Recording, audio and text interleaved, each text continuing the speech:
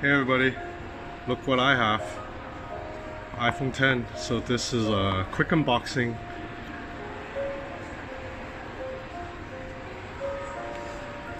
So you have here the usual papers and shit. And then this is the phone. Ooh. Okay, so I'll put the phone aside first. Let's look at what's here. So you have, these are probably earbuds. Oh, these are traditional earbuds? With a lightning adapter. Power outlet, lightning cable, that's it. So as far as unboxing, pretty boring unboxing, but you know, it's about this. So let's get to my favorite part.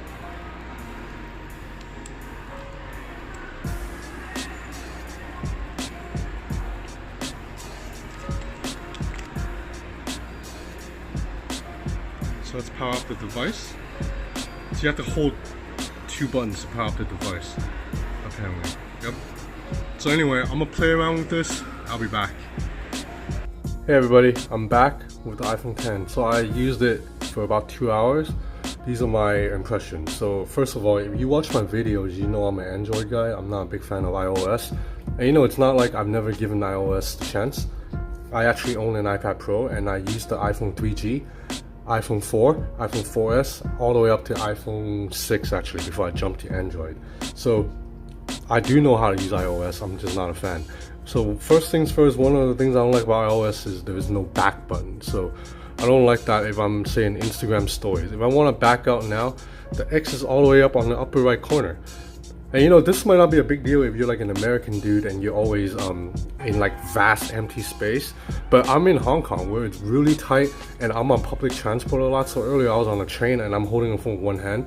So I can't reach this X unless you turn on reachability, which is you swipe down from the bar to bring down the home screen. This is kind of awkward, right? So then you can reach the upper right corner. And even then, that's a weird setup, right? It's just a lot more easier on Android with a back button. But otherwise, going back home is easy. You already know this if you know, because my video is not one of the first ones or anything. So you already know that you swipe up from the bar to go back home.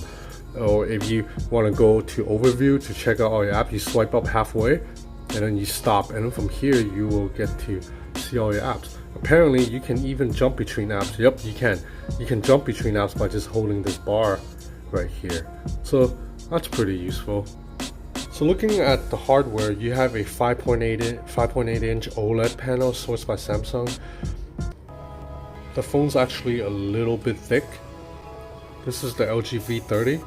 So you put the LG V30 side by side with the iPhone 10. The LG V30 is thinner. This is the Huawei Mate 10 Pro. They're about the same thickness. So as you can already see right now, the iPhone 10 has a pretty big camera bump. It's actually kind of ugly if you ask me. I'm not a big fan of the back of the iPhone 10. I think if you look at a phone like the Huawei Mate 10 Pro, it's a lot more elegant looking than the iPhone 10. But otherwise, if you ignore the back, the front looks amazing. I don't care about the notch. So at the bottom, you have the lightning port, speaker grills. Right here is volume rocker, and the switch to toggle silent mode or volume on. And right here, it's supposed to be a power button, but Apple doesn't call it a power button anymore. Apple's calling it a side button. So what you do is, when you long press this button, it'll bring up Siri. If you want to turn off the phone, you'll have to long press the side button with the lower volume marker like this to do this. So you have to press two buttons at once to turn off the phone. So yes.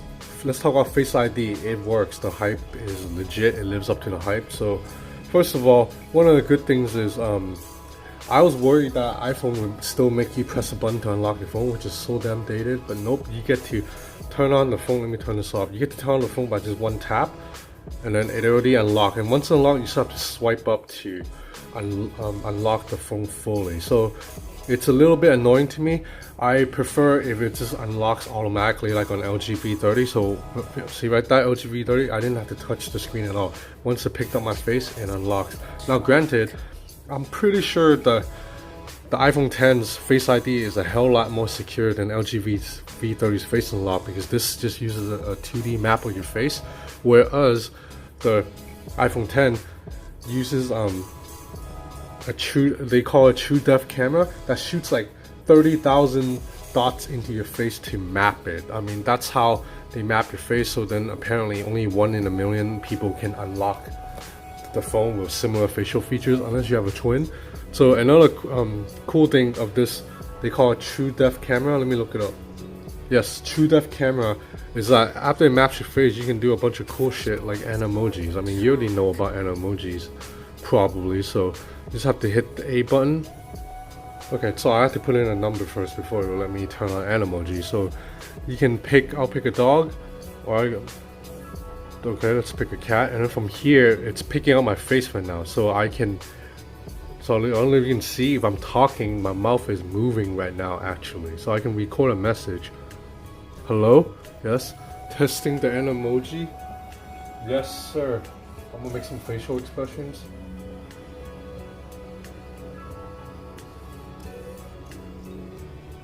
And then after that I record it, I can play it, I believe. Fresh boys on the track.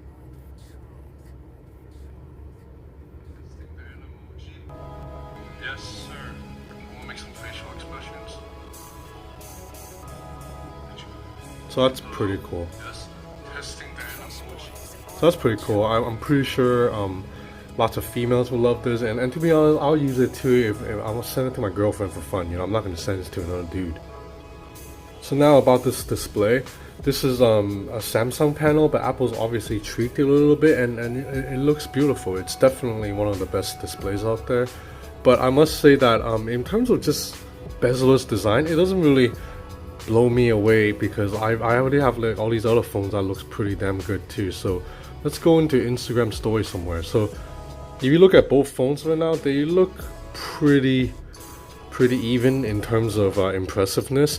If you factor in the notch, the LG V30's design holds up very well. It's not like, you know, the bottom bezel is a little bigger, but it's not a big of a deal really. And obviously, if the Huawei Mate 10 looks pretty good too next to it. Huawei Mate 10 is probably not as impressive as the LG V30. And then let's check out the Samsung Galaxy S8. So yeah, it's, even though the Samsung Galaxy S8 has top and bottom bezels, it's not like it looks inferior really to the iPhone 10. So iPhone 10, it looks really cool, but it doesn't really blow me away.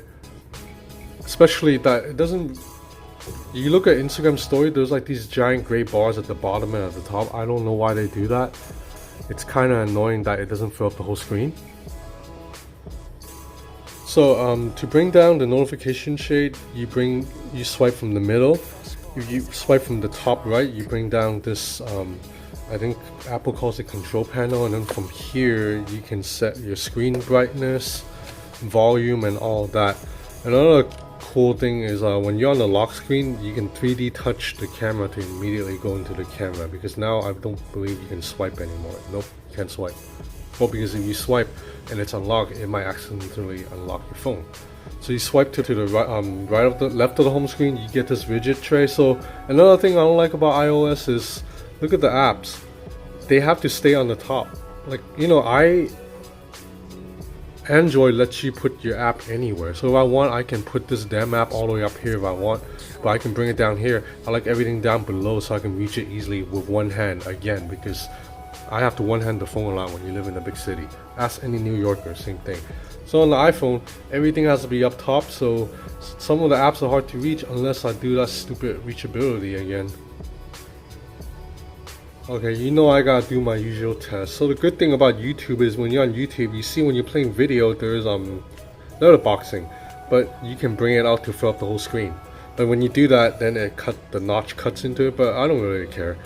This display, beautiful. Look at the pitch black. Viewing angle is excellent. There is no blue tint like you would get on the Pixel 2 XL or the LG V30. So let's check out the volume. You do get stereo speakers on this phone. So this is 50%, so volume is really good. This is more full with better bass than on most of my Android devices. So let's check out full volume.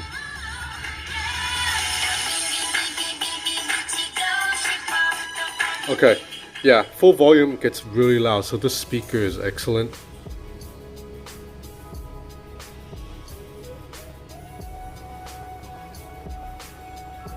So yeah, the notch doesn't really bother me. This looks good.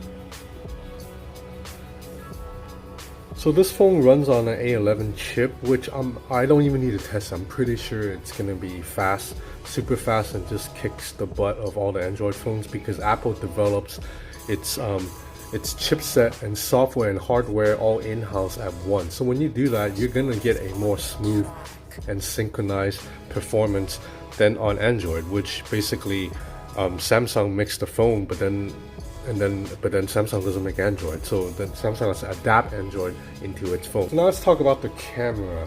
You might have noticed I haven't really mentioned the specs. That's because of Apple products, it's never really about the specs. So the cameras are 12 megapixel shooters, only f2.4 aperture. So that's pretty, if you go by just numbers, f2.4 is pretty bad compared to what's on the LG V30. But with Apple, it's never about specs because they develop everything in-house and they optimize everything with software. And I found that the iPhone X's camera, it's excellent. Definitely one of the best shooters out there. I'm gonna have photo samples compared with the Galaxy Note 8 and the LG V30 and the Huawei Mate 10. So let's look at the camera app really quick. You open it up, you have photo, video, slow-mo, time-lapse. I mean, if you use an iPhone before, it's the same shit. You do get that 2x zoom button as usual. Portrait mode this time around, you get to choose lighting, and the results are pretty impressive, and it works with selfies too. Okay, I'm gonna shut up for a bit and just let the photo samples speak for themselves.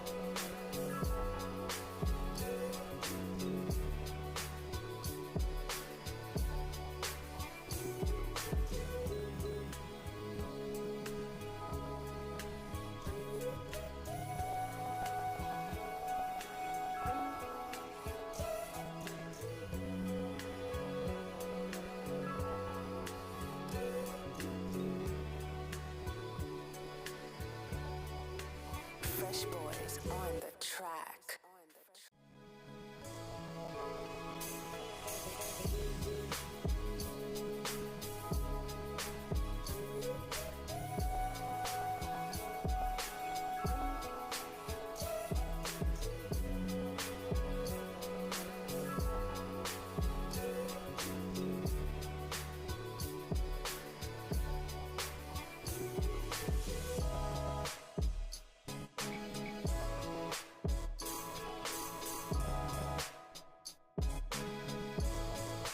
Fresh boys on the track.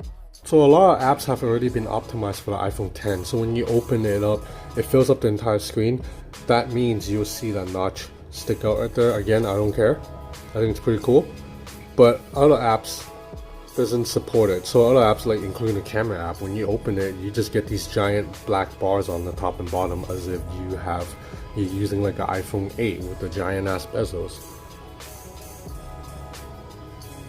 So again, I wish Instagram stories would fill up the entire screen. I don't know why the decision to do this, but iPhones, if you use iPhones before, you know that the input lag is a lot less. Well, not a lot less.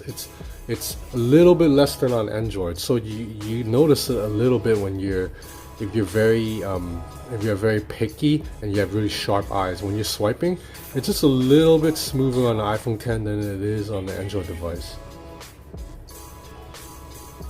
So that's it for now. I'm going to be testing this phone in LA. I'm going to LA tomorrow, by the way. So I'm gonna test this phone in LA for a little bit, and then I will be back with more reviews and more photo comparisons and all that. So this is the iPhone X.